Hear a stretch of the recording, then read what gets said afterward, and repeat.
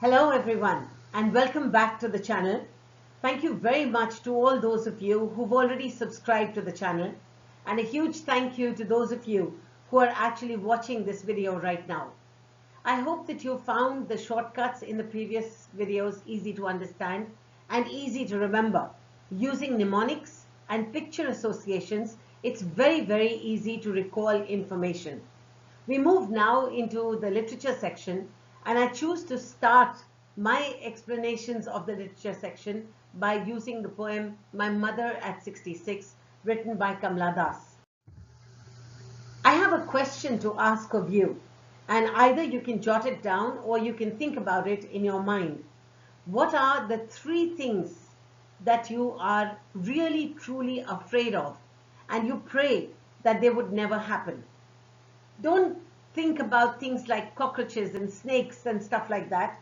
Think about things that really would hurt you if they were to, God forbid, occur. I'm sure that in most of your cases, these three would have occurred in either one of those positions. You've either written any harm coming to parents, or harm coming to children, or about some personal tragedy. These are universal fears, ladies and gentlemen, boys and girls, and every human being on earth has these concerns.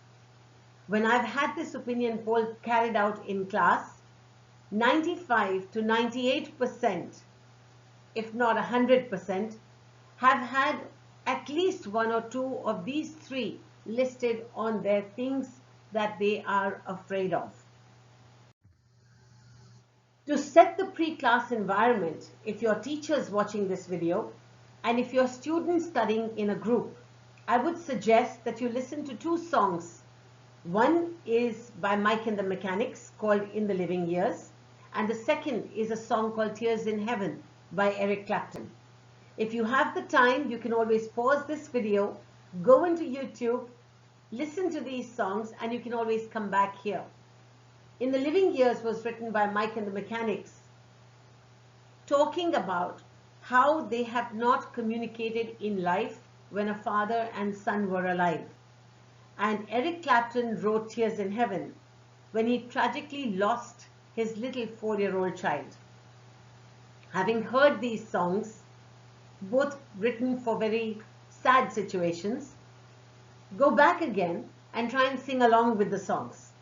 Because I feel we listen to music and we like music because somewhere we make a connect with the song that is there. The same applies to poetry. If you can connect with the thoughts of the poet or the poetess, I'm going to call it the poet throughout the presentation, so please don't think I'm being gender biased, but if you can connect to the thoughts behind the poem and empathize with the core themes in the poem, you will have absolutely no problem whatsoever in dealing with any question that comes from it. Without further delay then, let's move into studying or understanding and analyzing My Mother at 66, written by Kamla Das. There are 6 core themes in this poem, and the core themes deal with aging and the fear that age brings with it. It's about the inevitability of death when we know that that is the ultimate destination of our lives. We are all born and we are all going to die one day, and there's nothing that we can do about it. The mother-daughter relationship, where how a daughter feels very helpless, that she can't do anything about the fact that her mother is aging.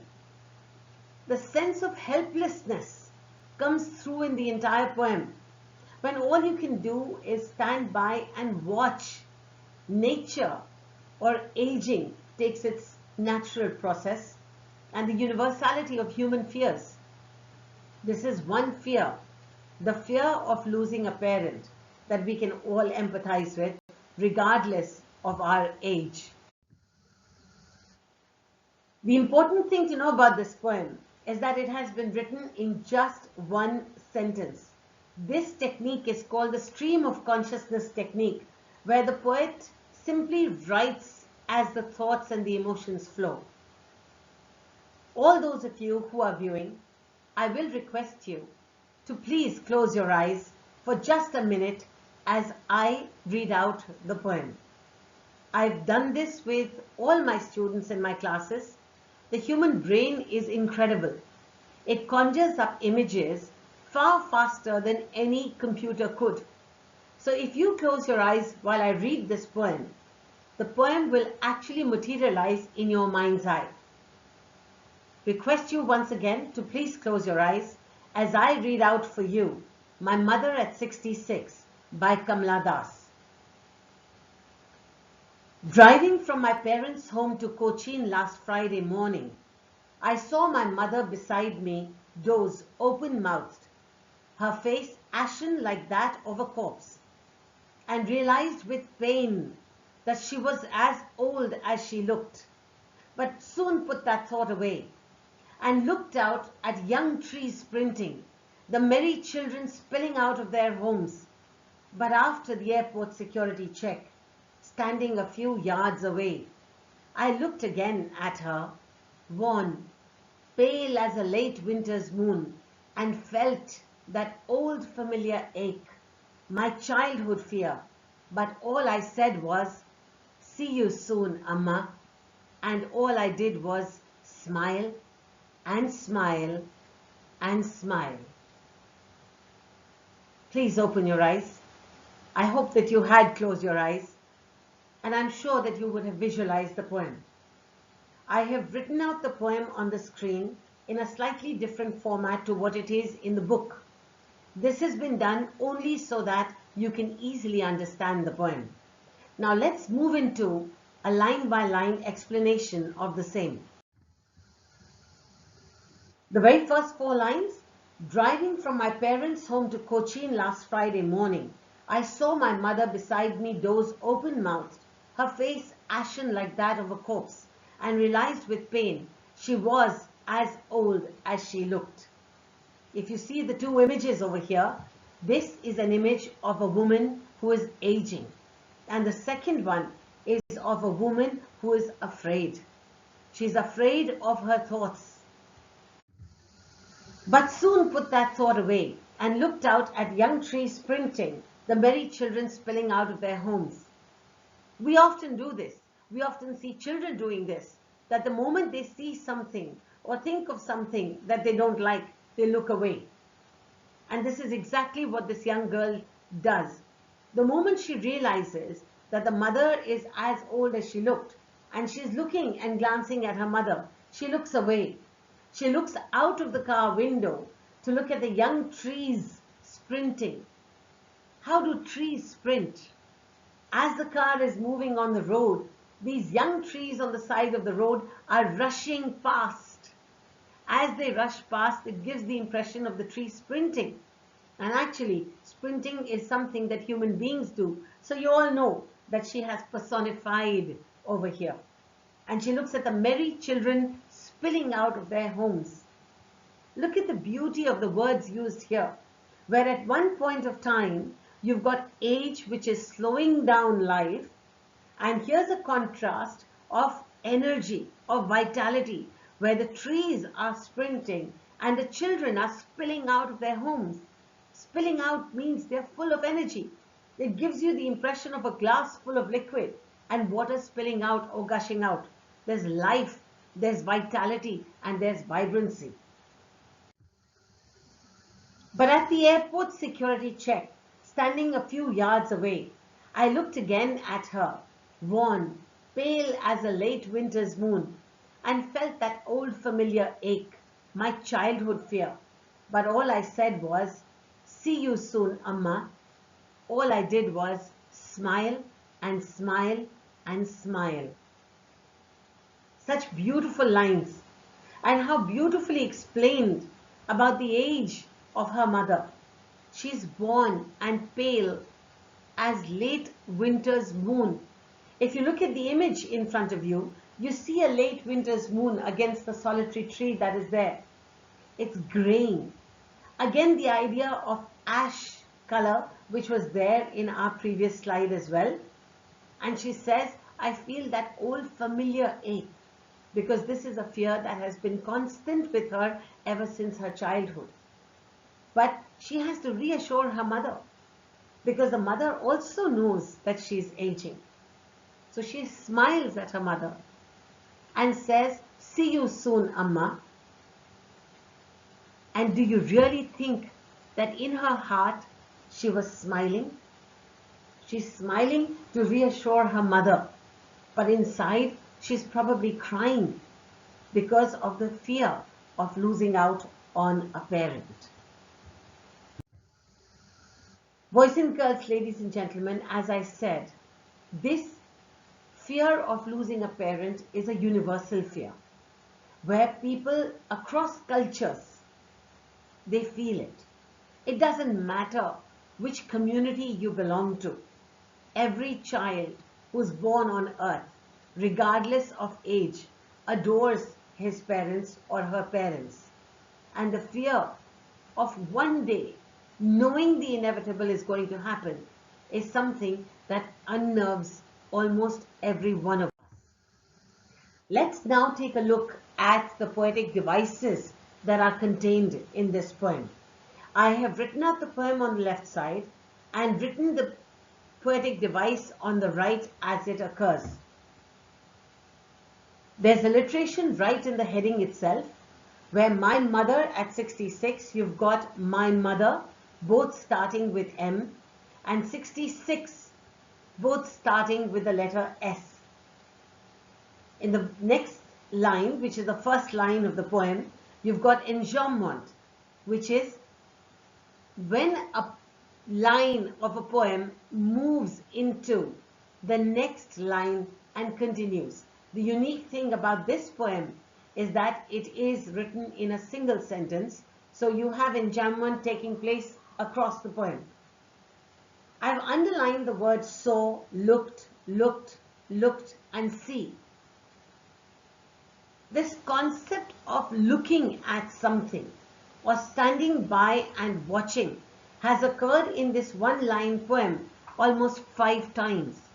And it emphasizes the fact that there is nothing that we can do except to stand by and watch as the natural process of age continues in life. There's visual imagery in line 2, where the poet says that I watched my mother doze beside me open-mouthed. It is so clear, and you can see and imagine an old lady sitting in the car, sleeping with her eyes closed but the mouth open to be able to breathe. Again, her face was ashen like that of a corpse. Use of a simile and use of visual imagery. We know that there is a simile there because of the word like that is there in the line. And realized with pain that she was as old as she looked, but soon put that thought away. The poet is denying to herself acknowledgement of reality and looked out at young trees sprinting, the merry children spilling out of their homes. Here you've got personification because the trees have been personified by giving them a human quality of sprinting. There's contrast here with old age and young trees and children. And there's repetition, where you've got repetition being used to be able to emphasize the helplessness of the poet, that she can do nothing but stand by and watch. The children are a metaphor for life itself. The young trees are a metaphor for life itself, which is being compared with the age of the mother. And there's internal rhyming. The poem does not have a rhyme scheme, but there's internal rhyming here, where you've got young trees sprinting and the merry children spilling. The words sprinting and spilling are rhyming within a sentence, so therefore it is called internal rhyming. But after the airport security check, standing a few yards away, I looked again, because there's nothing else the poet can do except to look. I looked again at her, worn, pale as a late winter's moon. This poetic device is called tautology, where there are two words being used together, where both the words mean more or less the same thing. Worn and pale have similar meanings. There's imagery again, visual imagery that is being used here. But all I said was, see you soon, Amma, because that is all the poet can do. She can simply stand by and watch and hope that the mother is going to be there the next time they meet. And all I did was smile and smile and smile. With the three ellipses, it shows that that is really the helplessness that the poetess feels when all she can do is smile. Repetition has been used to emphasize the fact that there is nothing she can do. She has to come to terms with her fear, but she has to live with her fear. And there's an irony there, because she's smiling. In actual effect, she's crying inside at the thought of leaving her mother and the fear of not being able to see her again. I've written on this slide, there are two slides that follow, which contain questions of the poem, a single sentence poem, and I've been able to give you 26 questions out of it. I sincerely hope that you will be able to answer all these questions after this explanation. You can always take a screenshot of the same and print them out. And I hope that you will find this question bank helpful for you to attempt the questions when they come in the board. The second slide, where questions number 14 to 26, I'll pause for a moment over here. I'm very confident that you will be able to answer every single question that has been put on the screen over here. Thank you very much once again for being with me and spending this time with me. I hope that the explanation of the poem, the poetic devices, and the question bank that I've given you has proved to be useful to you. As I mentioned in my earlier slides, this is a universal fear, the fear of losing a parent.